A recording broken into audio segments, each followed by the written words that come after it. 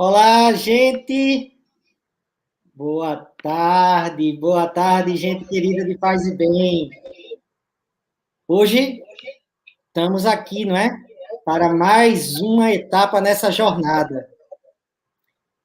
Em torno dos textos, em torno das tradições, conversando, aprendendo e escutando o professor Pedro. Professor, bem-vindo. Mais alegria estar contigo aqui, uma honra, né? Compartilhar esse momento. O Mauro me permitiu hoje estar com você. E já vou acolhendo o povo que está chegando, já tem alunos na sala. Vamos lá. Vamos lá, boa tarde para todo mundo. Boa tarde, Henrique. Tá certo. Prazer estar com Rogério você. Rezende. Eduardo Henrique. O Rogério Rezende Carreiro. Tá aí, ó. Um abraço para o Mauro, para o Pedro. Maria de Fátima Lima Vasconcelos. É a minha irmã, Beijo para eu. Eliane Gonçalves, na tarde fria, aqui também, viu? Na tarde fria de Santa Maria. Agora está quentinho, agora está 13 graus, mas já teve 3 hoje de manhã. Ivone B. Marinho, boa tarde, Mauro, boa tarde, professor. Maria da Conceição Azevedo, de Feira de Santana, Bahia.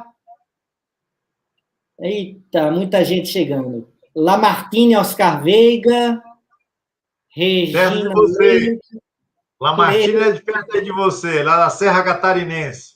Nosso Maravilha. companheiro toda semana. Grande abraço. Meu vizinho, meu vizinho. Regina Leite, Josenira Rodrigues. Aqui, ó, de Pau Amarelo, Paulista, Pernambuco. Um abração, Josenira. Carmen Povoleri, de Niterói. A querida Heloísa Bortoli, sempre por aqui também. Ivone Barros. Terezinha Casimiro Albuquerque. Pedro Celomar. Anita Alícia, Ângela Maria Braga, Ezequiel Andrés, Rosalvo Almeida. Obrigado. Fez um carinho aqui comigo. Antônio Inácio Greco, Cássia Greco. Eduardo, deixa eu te dizer uma coisa. Antônio Inácio e Cássia são nossos escribas. Eles são escribas do nosso curso aqui. Ai, que maravilha. Estamos transcrevendo todas as nossas atividades e, religiosamente, toda semana, a aula da semana anterior chega aqui às minhas mãos.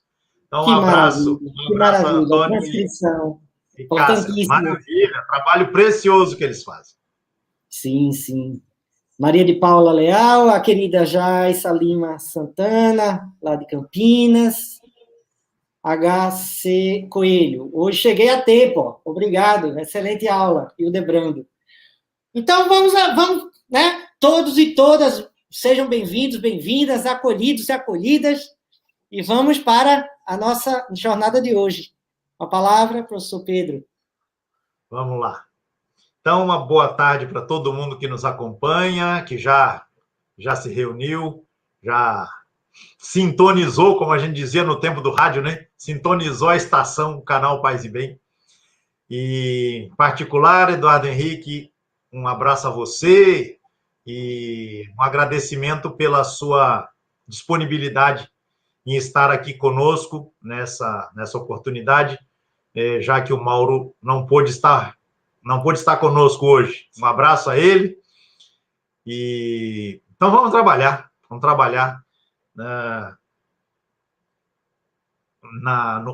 no aprofundamento, na continuação do caminho que nos conecta com os textos sagrados budistas. Textos com os quais travamos um primeiro contato mais genérico, mais panorâmico, melhor dizendo, no encontro da semana passada. Né?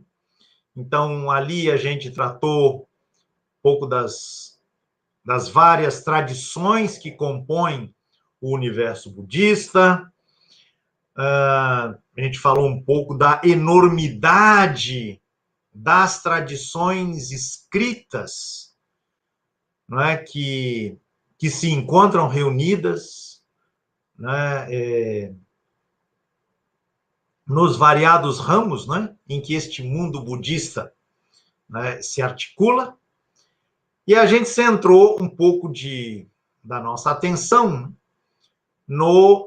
na abordagem do chamado cânon Pali, seja aquele cânon, aquela lista, aquela sequência de títulos, né, considerada a mais antiga dentro deste universo, né, que é o budismo, e cujos conteúdos, né, se articulam em torno daquilo que é chamado o Tipitaka, os 3 cestos. Então, 3 partes fundamentais em que este conjunto imenso de títulos e textos se encontra dividido. Hoje, não vamos continuar no detalhamento destes conteúdos, porque é importante que a gente saboreie um pouco do texto, não é? Que a gente se dê conta, ou vá cada vez mais dando-se conta do que é que esses textos respiram, do que é que esses textos são constituídos, não na letra morta, mas naquilo que eles inspiram, aquilo que eles têm inspirado, impactando em gerações e gerações, fazendo história, né, ao longo de já alguns milênios, né, na medida em que o chamado cânon Pali, ou Tipitaka, 3 cestos, terá tido uma primeira articulação, né, que se pretendeu assim definitivo, que não significa que não tenha havido, né, contribuições, intervenções posteriores, próximo da virada, né, da era antes da era comum para a nossa era. Então, alguma coisa que na sua articulação já tem pouco mais de 2.000 anos. Então, eu gostaria justamente hoje de comentar com vocês 2 textos desta tradição do cânon Pali, ou também o chamado também o budismo Theravada. E ambos os textos são extraídos do primeiro cesto.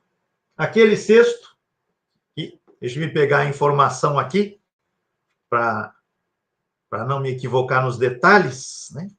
O Sutta Pitaka, o sexto deste cânon que agrupa os sermões atribuídos, né, a Buda. E deste Sutta Pitaka eu separei aqui para as nossas reflexões um pequeno texto, né, que a gente poderia chamar, né, de Buda e o iniciante atarefado. E o outro texto, um texto muito conhecido, muito famoso, né, que eu convido cada qual de vocês também a então, tomar contato e a saborear na sua configuração e naquilo que efetivamente ele respira e inspira, um texto que costuma ser conhecido com o nome de O Sermão das 4 Nobres Verdades. Tá bem? Então, o nosso tema de hoje, basicamente, é este. Um comentário, uma leitura comentada dessas duas passagens extraídas do Sutta Pitaka. Sutta Pitaka, que, por sua vez, se constitui no primeiro dos 3 cestos, ou seja, das 3 divisões fundamentais, em que se articula o chamado Cânon Pali.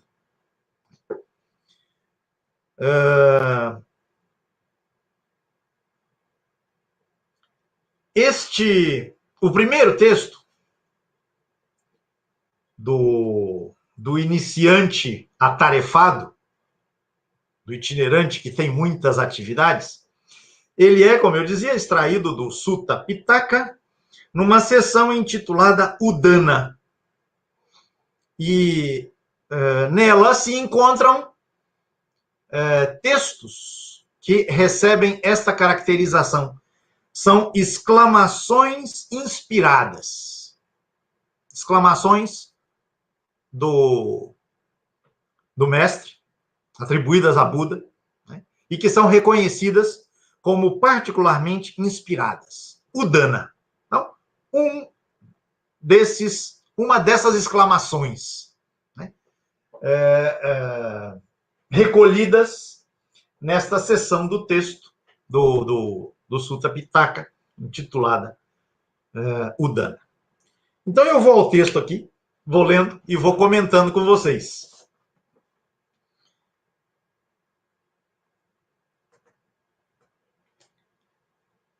Em geral, Eduardo e todo mundo que nos acompanha, os textos atribuídos a Buda, sejam essas exclamações, seja um sermão, como a gente vai ver no próximo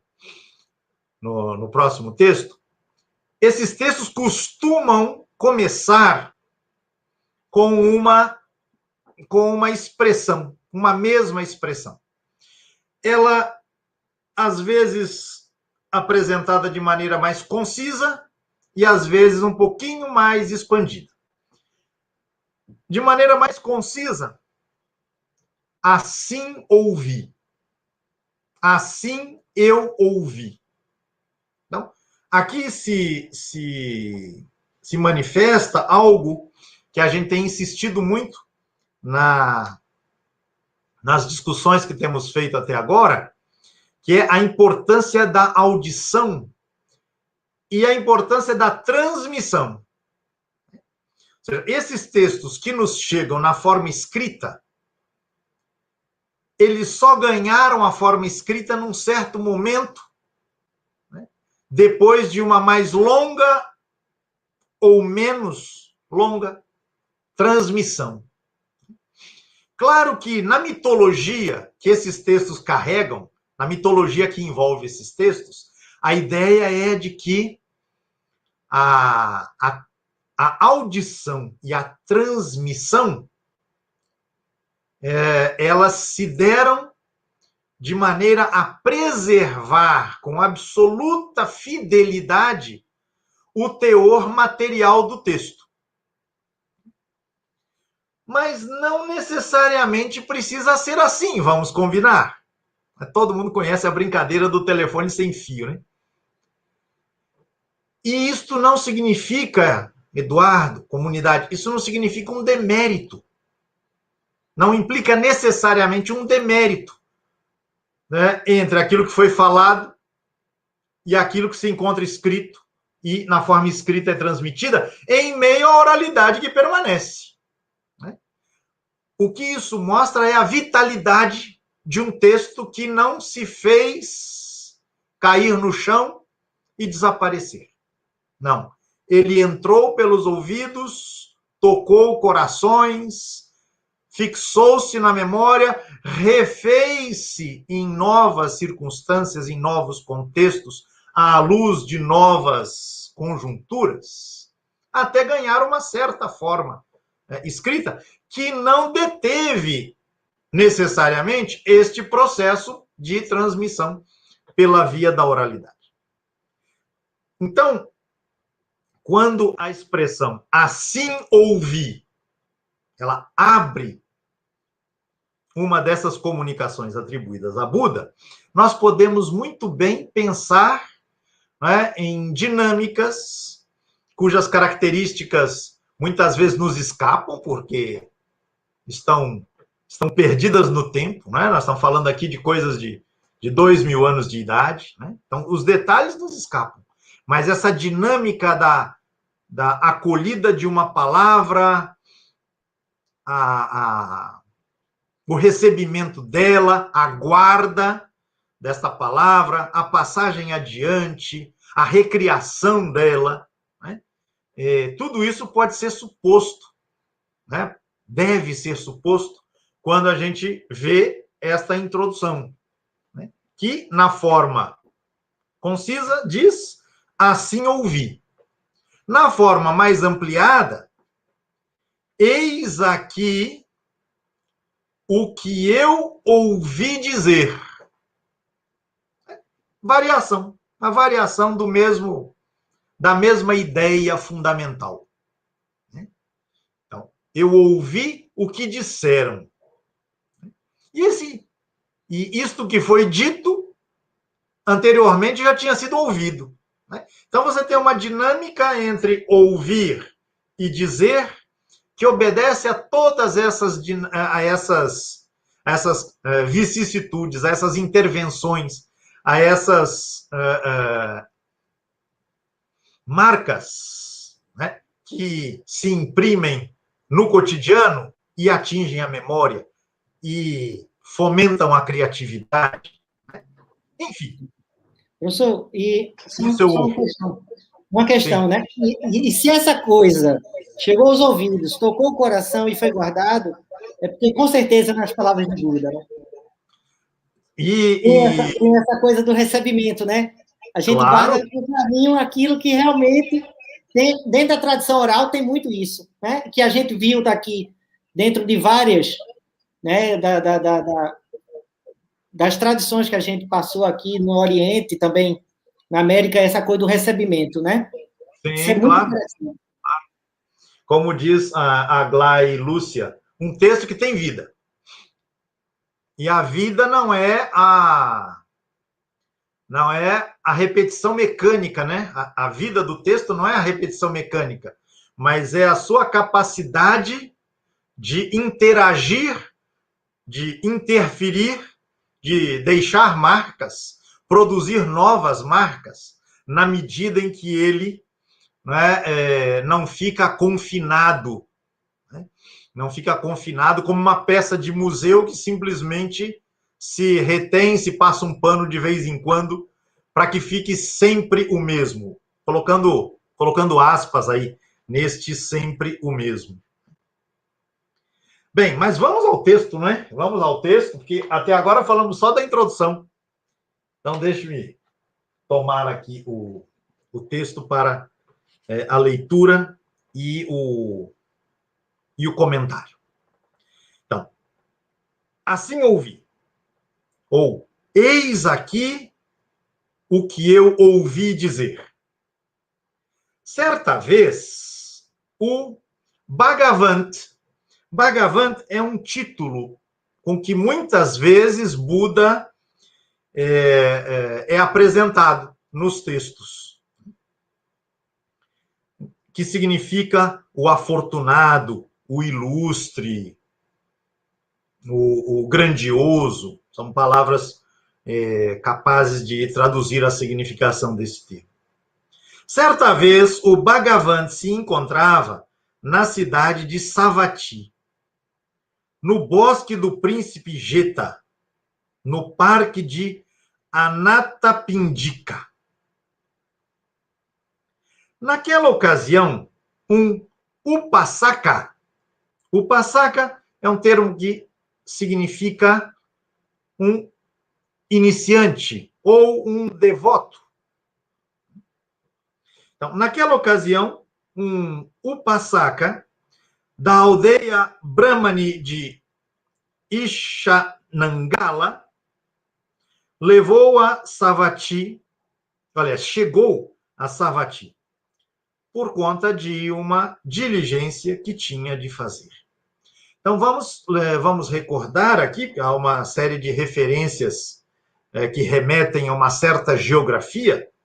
Nós estamos naquela região em que as fontes, via de regra, apontam como sendo a região na qual Buda viveu toda a sua vida, particularmente a sua vida enquanto o mestre, o sábio, não é? Que indica os caminhos, não é? Para a gente que o procura, a gente que o segue, as pessoas que vão buscá-lo para se iniciar. Então, a cidade de Savatthi, o bosque do príncipe, o parque e tal, tudo isso nos remete para o norte da Índia, norte da Península Indiana. A gente já tomou contato aí nos encontros passados com algo desta geografia. Bem, então, o Passaca chegou...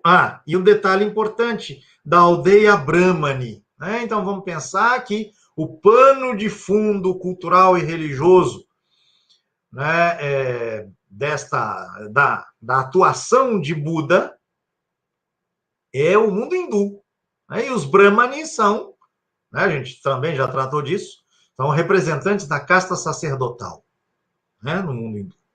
É neste mundo que, né, Buda opera e interage com as pessoas que vão buscá-lo, as pessoas que ele instrui.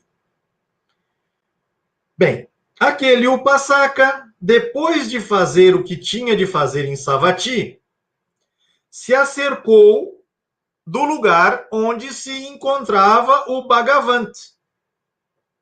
E, tendo-se aproximado, saudando o Bhagavant, se sentou de um lado e o Bhagavant lhe disse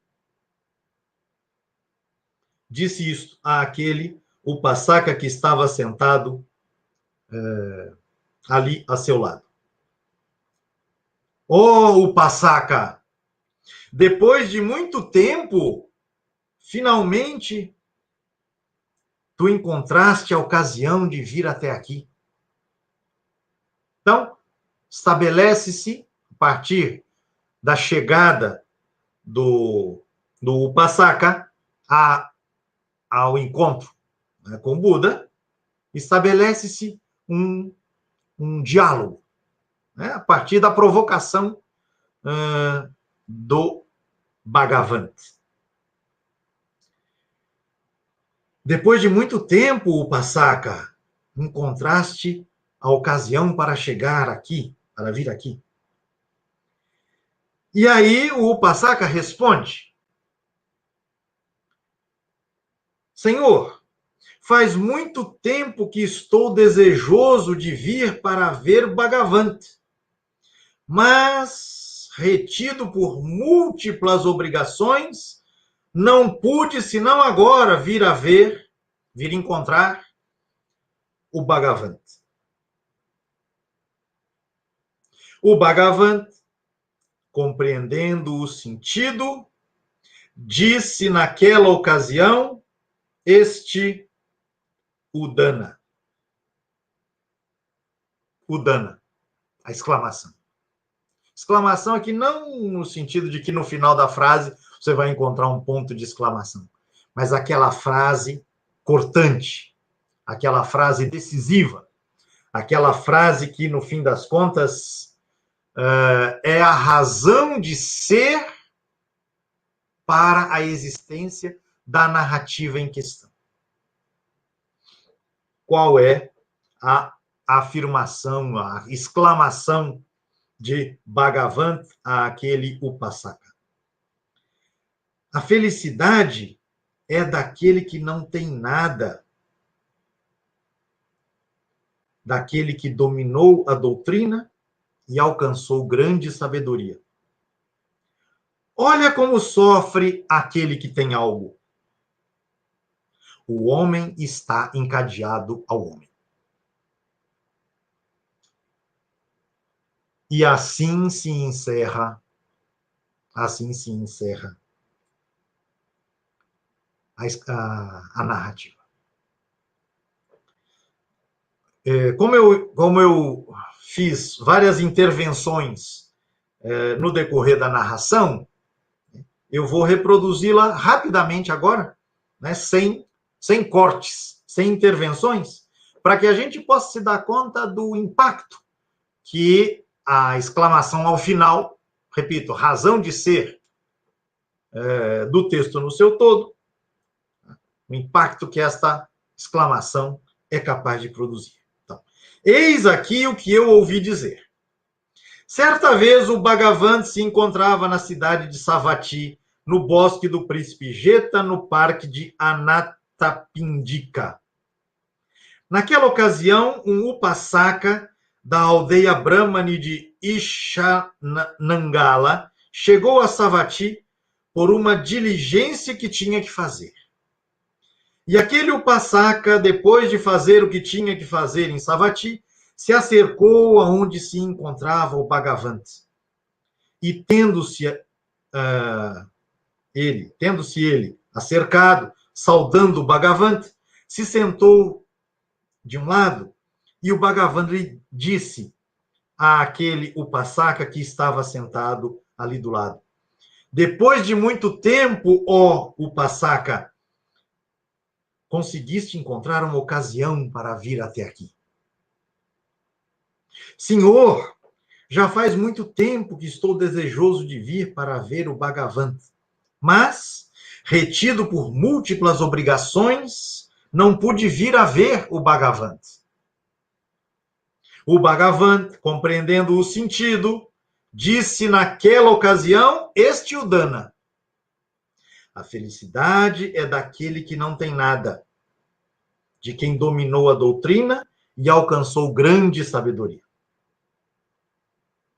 Mira como sofre aquele que tem algo.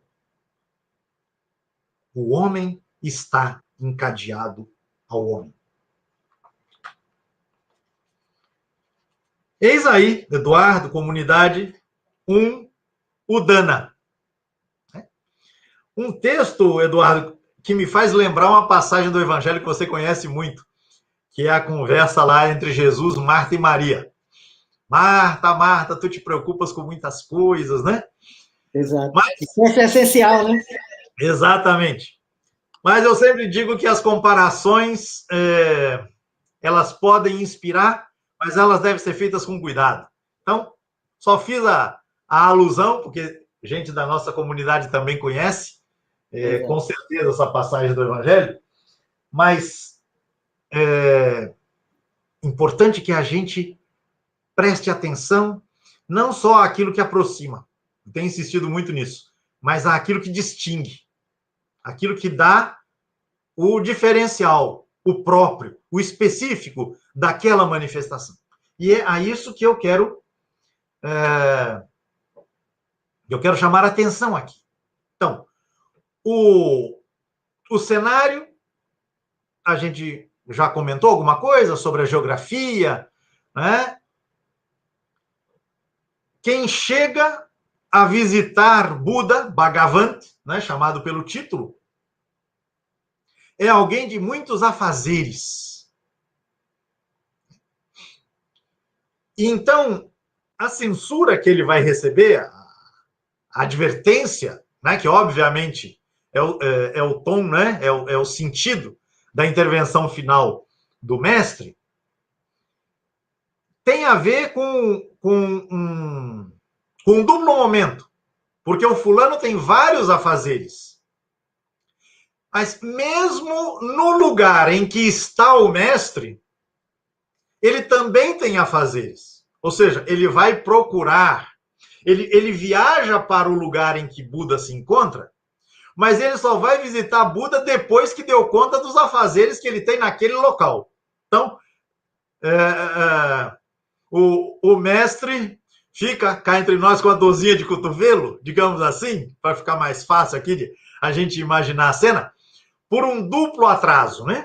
Quer dizer, o fulano tem várias tarefas, várias incumbências, várias atribuições, e por isso não pode visitar a cidade onde está o mestre. Mas quando ele chega à cidade em que o mestre se encontra, ele também tem afazeres locais, né, a dar conta. Então, é uma dupla parada, né, ou um duplo obstáculo, né, que dificulta o encontro deste devoto, deste iniciante, né, com o mestre. O mestre, por sua vez, ele, quando o encontro se estabelece, ele faz intervenções certeiras. Certeiras. Ele dá uma isca e o peixe morde a isca. A isca é a primeira fala dele. Finalmente, rapaz, você chegou. Que bom, você encontrou tempo. E aí o iniciante deve ter pensado, opa, abafei. O mestre está contente com a minha chegada. Nem faz ideia de que para eu chegar aqui eu tive que resolver isso, aquilo, mais isso, mais isso, mais aquilo, mais aquilo. Depois de todas as coisas que eu já tive que resolver em outros cantos do mundo. E ele esperava, né, ele imaginava, né, que estaria abafando, melhor dizendo. Né? Ele já, na verdade, ele mordeu a isca e sentiu o golpe. Porque ele tenta se justificar, né? Como é que ele diz? Deixa eu pegar aqui de novo. E isso é muito próprio da sabedoria oriental, né? Ah, pois é. Muito próprio da sabedoria oriental. Mestre, eu já queria faz tempo vir aqui, mas os meus múltiplos afazeres. Ou seja, ele percebeu, né? Ele percebeu o golpe. Ele percebeu a. Só que ele percebeu já tarde demais, né? Ele já percebeu tarde demais. E aí você tem a exclamação final, né? Que o mestre fará, justifica a classificação, né? Do texto como um todo, ou a inserção dele dentro do conjunto dos udanas, se é que a gente pode colocar isso no plural dessa forma. Né? O que eu queria chamar a atenção aqui é que a narrativa toda ela é absolutamente estilizada. Ela é estilizada na medida em que a ambientação,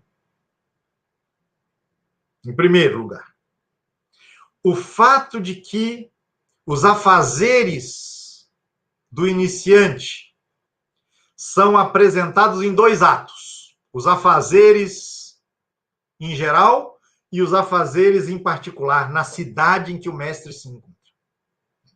Então, a ambientação geral. Os afazeres apresentados em 2 lances. E a fala inicial do mestre, finalmente, rapaz, você encontrou um tempo para chegar até aqui? Tudo isso prepara a intervenção final. A intervenção final é que dá sentido para toda a composição da narrativa. Eu insisto neste ponto porque, de um lado, é importante que a gente não se fixe na formalidade do texto, na letra material do texto, se é que a gente pode falar assim. Mas é importante não ignorar que o texto está constituído desta maneira. E a constituição do texto, a forma que o texto assume, né, tem uma importância muito grande na definição ou na orientação da sua finalidade. Né? Você se lembra nas suas aulas dos estudos bíblicos, né, quando a gente trabalhava lá a crítica das formas, né, as formas literárias. As formas, elas não que resolvem de antemão, mas elas apontam de maneira importante para a finalidade que o texto pretende alcançar. Então, repito, a ambientação do texto, a ambientação geográfica, né? O lugar, o cenário, o parque, né? O nome da cidade, o nome do parque, tudo isso vai criando, né? Inclusive na imaginação de quem lê ou de quem escuta, né? Vai criando um cenário em que você mergulha na medida em que a narrativa se desenrola. A forma se presta à mensagem, né? É parte da mensagem. Exatamente, está a serviço dela. Exatamente, está a serviço dela. Né? E a forma nesses detalhes, né? Não só que a gente tem narração, a gente tem diálogo, mas na medida em que ela é tecida com esses detalhes todos que dão um colorido, né, ao texto, e a gente vai ver um colorido e um formato muito diferente do texto que a gente vai ver já já. Então, para que a gente, né, vá aí prestando atenção a esses detalhes que fazem muita diferença na hora, de estabelecer, né, o processo, a relação com, né, o texto em questão. Então, a primeira fala do mestre já enreda o iniciante. Rapaz! Que bom, né? Há uma ironiazinha ali, muito sutil, né? Você conseguiu chegar, rapaz. E o fulano já mordeu a isca. Já mordeu a isca. Eu tinha muitas tarefas, mas a minha vontade de encontrá-lo, de vir aqui, vem desde sempre. E ele achou que com isso conseguiria desculpar-se, né? Mas aí vem a exclamação. Né? Estou insistindo. Aquilo que dá sentido, né? Que dá a razão de ser para a constituição dessa narrativa e para a sua transmissão, para a perenização desse texto, né? Ao longo de tantas gerações. Então, o texto diz lá: a felicidade é daquele que não tem nada, que dominou a doutrina e alcançou grande sabedoria.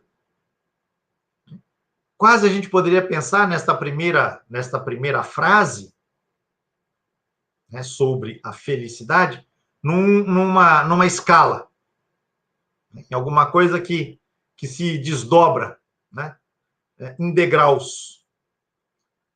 Que não tem nada, que dominou a doutrina e que encontrou grande sabedoria. Esses três adjetivos no sentido mais geral, essas três qualificações, né, desta pessoa, né, que o texto garante é feliz, essas três qualificações, do ponto de vista da iniciação, veja, dessa disposição em mergulhar, né, nos mistérios da existência, do mundo, do universo. Então, isso pode se dar, e ao que parece, né, o texto sugere isso, se dá por etapas. E o conceito de desapego é um conceito fundamental neste universo, nesse contexto cultural e religioso, que tem as marcas do hinduísmo. Esse conceito do desapego ele é importante não só no mundo budista, mais particular, mas no mundo hindu, do qual, né, emerge, do qual é gestado o mundo budista. Então, o não ter nada E o não ter nada, né, entendido em sua materialidade, sem dúvida o texto está falando disso, mas ele está falando principalmente considerando o potencial retórico desta expressão. Portanto, o texto está falando daquilo que significam as amarras, né, às quais o sujeito se vê submetido e que ele nem se dá conta, o sujeito nem se dá conta, de que essas amarras impedem o alcance daquilo que ele, o sujeito, reputa como fundamental. Eu queria tanto já ter vindo encontrá-lo, mas meus múltiplos afazeres me impediram, né? Me dificultaram, me impossibilitaram até agora que o encontro aconteça. Então, uma concepção de felicidade que é muito própria deste universo, né, segundo a qual o primeiro passo está em se dar conta destas amarras, né, que impedem, que obstaculizam o caminho, né, na direção do grande ideal, né, que é o da iluminação, o da libertação do ciclo dos nascimentos, dos sucessivos nascimentos. E, como passo seguinte, o conhecimento da doutrina. Mas este conhecimento não se dá de uma vez, não se dá de forma definitiva, de forma acabada. Por isso, o texto faz uma diferenciação entre o conhecimento da doutrina e a aquisição de uma grande sabedoria, da grande sabedoria, né? Ou seja, algo que vai para além do entendimento, digamos assim, intelectual do que são as verdades, né, do ensinamento, né, da doutrina. E, para completar a exclamação, né, depois de o mestre ter dito, olha onde está a felicidade. Então, para completar, ele vai dizer, veja como sofre quem tem algo. Então, na polarização com a primeira afirmação, a felicidade é de quem não tem nada. De quem não tem nada. Veja como sofre quem tem algo. O homem está preso, em cadeias, encadeado no sentido etimológico mesmo da palavra, ao homem. Então, a ideia de que as pessoas ficam reféns daquilo que elas tomam como se fossem propriedades dela.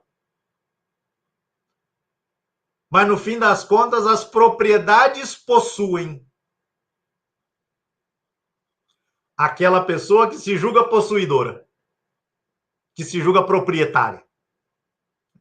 Bem, o que uma exclamação como essa faz pensar num contexto como o nosso, não é, Eduardo? Em que a lógica do acúmulo, do título de propriedade, né, a defesa da propriedade e a propriedade privada e não sei mais o que mais, né? O que uma fala como essa sugere, provoca, inclusive num contexto, né, como esse, né, é alguma coisa muito significativa. Isso, importantíssimo. E assim, quem possui quem, né? Quem Pois é dono de quem, né? O que é que possui o quê, né? Quem possui quem, né? Exatamente. Ser possuído pelo objeto, né? A inautenticidade. E, por outro lado, que nós sejamos possuídos, possuídas, Isso é constitutivo. Mas é bom quando a gente se dá conta, né? Do que é o que nos possui. Do que é o que nos possui. O que é mesmo que efetivamente nos possui. De que é efetivamente que somos possuídos, possuídas, né? Enfim, o texto certamente ganhou vida, ganhou força, ganhou impacto, deixou rastros, vem deixando rastros há mais de 2000 anos, por esta capacidade que ele manifestou de fazer provocações desse teor. Né?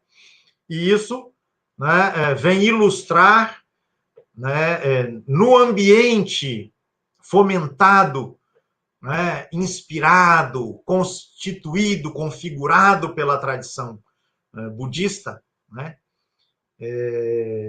alcances de um conceito tão importante como o conceito do desapego.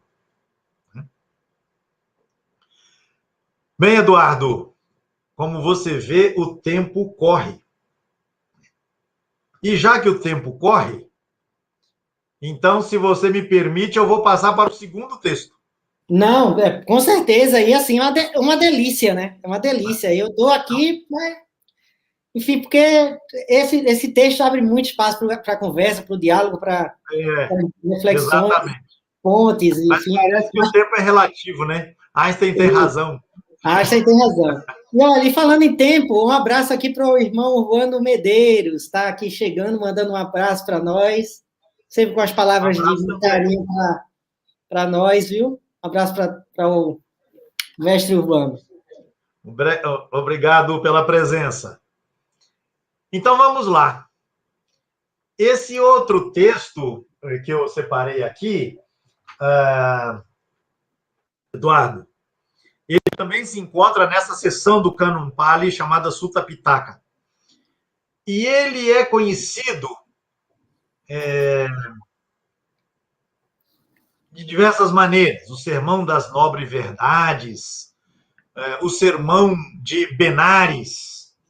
Benares é um nome antigo de uma cidade da Índia muito importante no mundo hindu, e como a gente vê no mundo budista também, nas referências primordiais, né, do budismo, como sendo a cidade dos mortos, a cidade da morte. É um nome antigo, porque hoje ela é chamada de Varanasi. É uma cidade, Eduardo, comunidade que nos acompanha, à beira do rio Ganges, que é o rio sagrado, né, na tradição hindu, e é a cidade em que as pessoas, no mundo hindu, obviamente, desejam morrer. As pessoas, podendo, elas vão morrer em Benares, ou Varanasi.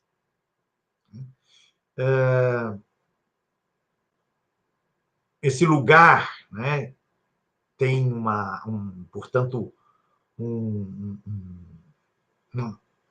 uma dignidade, né, portador de uma veneração, né, toda particular, por conta desta característica, além de outras, mas esta muito, muito particular. E aí se diz que durante um certo tempo, né, numa certa fase da vida, o afortunado, né, o mestre Buda, residia exatamente nesta cidade. E ali ele se dirige ao grupo dos 5 bhikkhus. Bhikkhus, o termo que vamos traduzir para facilitar aqui a nossa conversa, por monges. Então, ele estava acompanhado de 5 monges. E ele vai se dirigir, né? Agora, então, não temos um texto fundamentalmente narrativo que se encerra com um enunciado, né, uma exclamação decisiva. O que a gente tem é um sermão, é um discurso.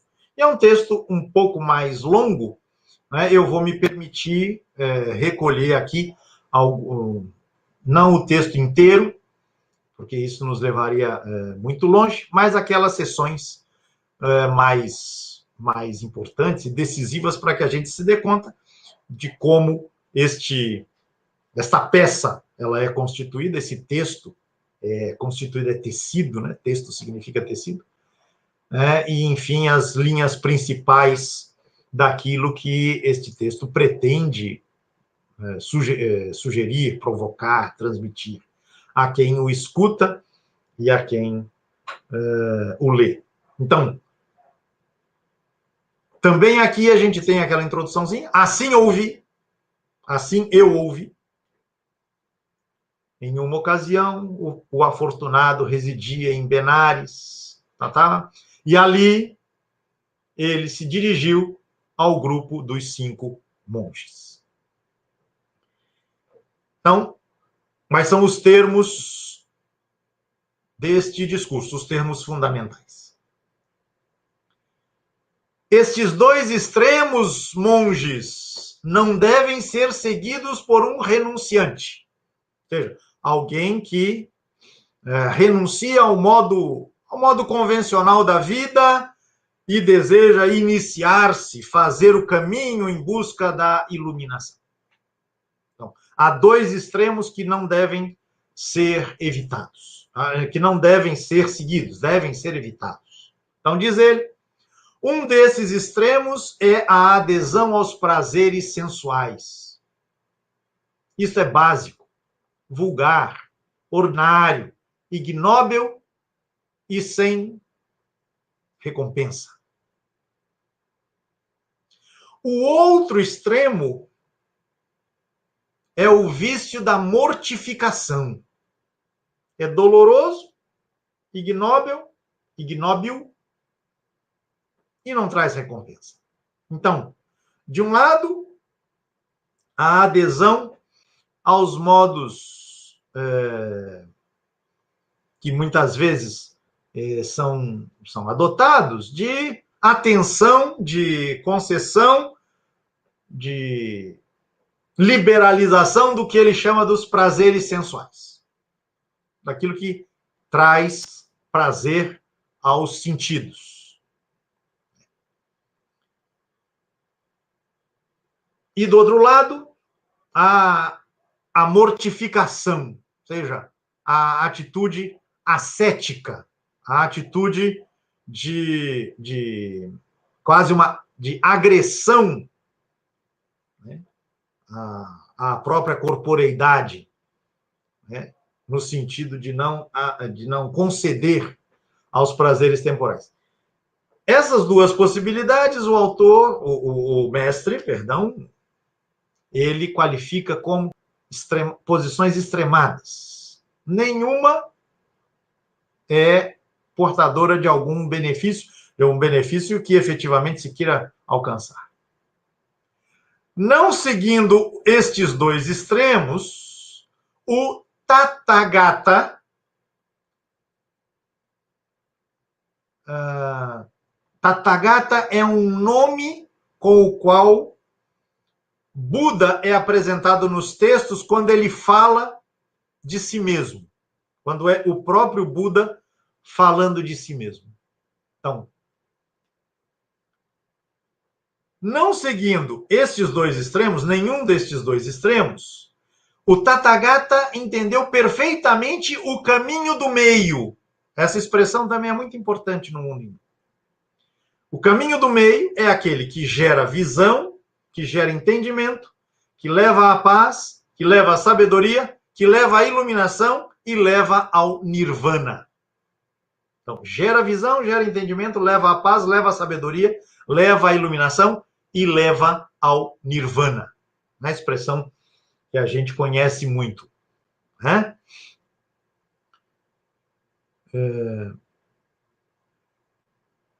Então, o texto atribui a Buda uma palavra segundo a qual o Buda, né, se deu conta perfeitamente do que era este caminho do meio. Este caminho que não é o de ficar em cima do muro, mas é o de evitar aquilo que é tomado como os dois extremos.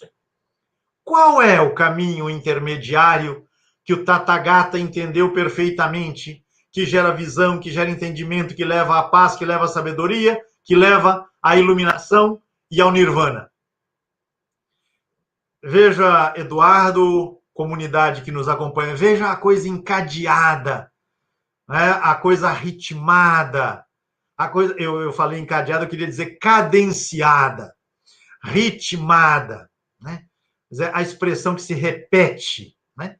Isso tem a ver com o efeito que se pretende produzir, com ideias que se pretende incutir, mas também com as técnicas de memorização e transmissão, né? Tudo junto e misturado. Então, qual é este caminho intermediário? O próprio Buda continua, ele faz a pergunta e ele responde, porque se trata de um sermão. Um sermão em que ele não é interrompido. Somente este nobre caminho óctuplo. Essa é outra expressão muito importante na tradição budista, e aqui a gente vê um dos textos que sustentam essa expressão.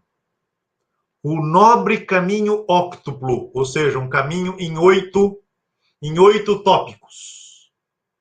Quais são os 8?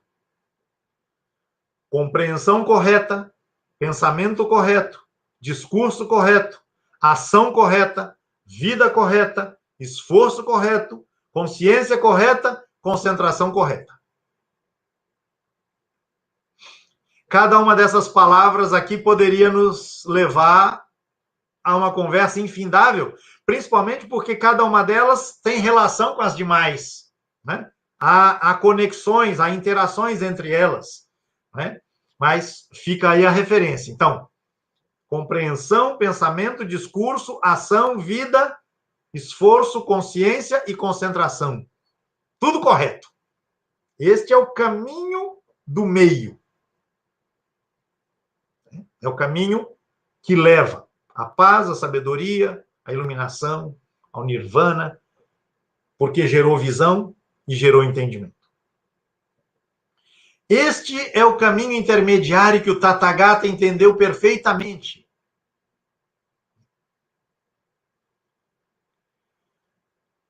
Agora, terminado isso, que aí você tem então uma apresentação do que seja este nobre caminho óctuplo. Só que a apresentação do nobre caminho óctuplo se desdobra agora. Se desdobra em 4 nobres verdades. Ou este caminho indicado desta maneira evidencia. Por outro lado, ele é aberto, ao mesmo tempo, por quem se dá conta das 4 nobres verdades. E essa é outra expressão muito importante no universo das tradições budistas. Então, quais são as 4 nobres verdades? Eu vou enunciá-las e depois eu vou ao texto que vai explicitando cada uma delas. Primeiro, a nobre verdade do sofrimento. Segundo, nobre verdade da origem do sofrimento. Terceiro, nobre verdade da cessação do sofrimento. Quarto, o caminho que leva à cessação do sofrimento. Então, sofrimento, a origem do sofrimento, a cessação do sofrimento, a possibilidade de, né? E o caminho para se alcançar a cessação do sofrimento. São as 4 nobres verdades. Então, o texto diz: esta é a nobre verdade do sofrimento. Primeira verdade. O nascimento é sofrimento, a velhice é sofrimento, a doença é sofrimento, a morte é sofrimento. Tristeza, lamento, tristeza, pesar, pesar e desesperança são sofrimentos. Associar-se com o indesejável é sofrimento. Separar-se do desejável é sofrimento. Não obter o desejado é sofrimento. E aí ele vai dizer, tudo isso são apegos. E o apego é sofrimento. É o que a gente falou do desapego, né, no texto anterior. Aqui ele está explicitando, mostrando, né, dentro desse texto reflexivo, né, como essa noção de apego está associada indelevelmente à situação de sofrimento. Primeira verdade. Segunda, a nobre verdade da origem do sofrimento. Então, agora, qual é a origem do sofrimento? Aí ele responde. Ele faz a pergunta e ele responde. É este desejo que gera nova existência, que, associado ao prazer e à paixão, deleita aqui e ali. Ou seja, desejo sensual, desejo de existência e de não existência. É preciso lembrar aqui que o budismo partilha com a tradição da qual ele provém, que é o hinduísmo, a ideia de que existir, estar vivendo, é sofrimento, é estar experimentando sofrimento. E, portanto, o grande ideal é encontrar o modo de escapar da sequência de nascimentos. Pensar que aqui estamos num universo em que se concebe, né, a existência numa lógica, nós chamaríamos de reencarnacionista. Então, superar esta roda, superar esta sequência, encontrar o moksha, a palavra sânscrita, a libertação da morte, escapar do sansara, a roda dos nascimentos. Então, qual é a origem do sofrimento? Voltando, né, a segunda nobre verdade. É o desejo que gera nova existência. Que, associado ao prazer e à paixão, deleita aqui e ali. Então, o desejo gera nova existência. Produz apego. Produz sofrimento. E isso se prolonga na medida em que a gente não se dá conta de que existir é sofrer e a origem do sofrimento está em não perceber esta dinâmica na qual cada um dos sujeitos se encontra enredado. Mas há a terceira verdade. Então, esta, monges, é a nobre verdade da cessação do sofrimento. Então, como é que o sofrimento se extingue?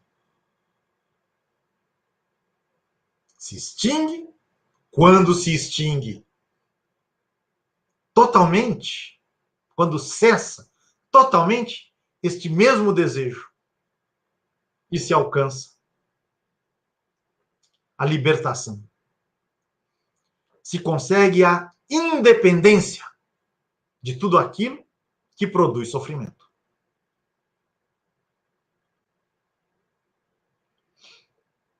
E existe a quarta verdade. A verdade sobre o caminho que leva à cessação do sofrimento. E aí, de novo, o texto volta. Eduardo, comunidade, a referência ao nobre caminho óctuplo. Qual mesmo? Então, compreensão, pensamento, discurso, ação, vida, esforço, consciência e concentração corretos.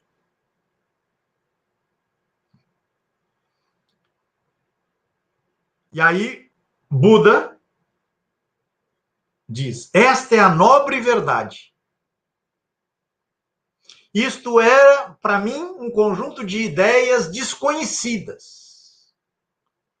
Mas houve aquele momento em que eu estou parafraseando um pouco o texto, que o nosso tempo já está avançando, estou sintetizando aqui. Mas houve um momento em que isto se iluminou para mim. E então surgiu a visão, surgiu a compreensão, surgiu a sabedoria, surgiu o conhecimento, surgiu a luz. Esta nobre verdade do sofrimento deve ser profundamente compreendida. E aí ele repete: antes tudo isso era desconhecido para mim, mas surgiu a luz, a compreensão, a sabedoria, o conhecimento, a luz. E então eu descobri a verdade do sofrimento. Depois ele diz: eu também não tinha nenhuma ideia sobre a nobre verdade da origem do sofrimento. E aí ele diz: um dia isso me chegou, e aí veio a visão, a compreensão, a sabedoria, o conhecimento, né? E a luz. E assim, né, de maneira muito cadenciada, ele fala de cada uma destas 4 nobres verdades. Que maravilha. Que maravilha. E aí, para pegar mais um parágrafo, estou pulando aqui muitas coisas do texto, mas para a gente fazer o fecho, ele diz: por tanto tempo, o conhecimento e a visão em relação a estas 4 nobres verdades não eram puros em mim. O conhecimento e a visão não eram puros. E então eu não conseguia compreender, não conseguia admitir o mundo com os seus devas. Devas são pessoas já iniciadas, mas que ainda não superaram o karma, ou seja, aquilo que impõe o samsara, né? Que se continuem na roda dos nascimentos. Eu não admiti o mundo com seus devas, com seus maras. Maras são figuras do mal, energias do mal, entidades do mal. E brahmanes, né? Eu não admiti o mundo com essas figuras, o mundo com seus ascetas, com seus brahmanes, mais uma referência ao mundo hindu. Eu não havia realizado corretamente por mim mesmo a incomparável iluminação. Veja, a iluminação que acontece quando, dentro desta tradição, alguém se dá conta das 4 nobres verdades já expostas. E já, a conclusão da conclusão, isto disse o afortunado.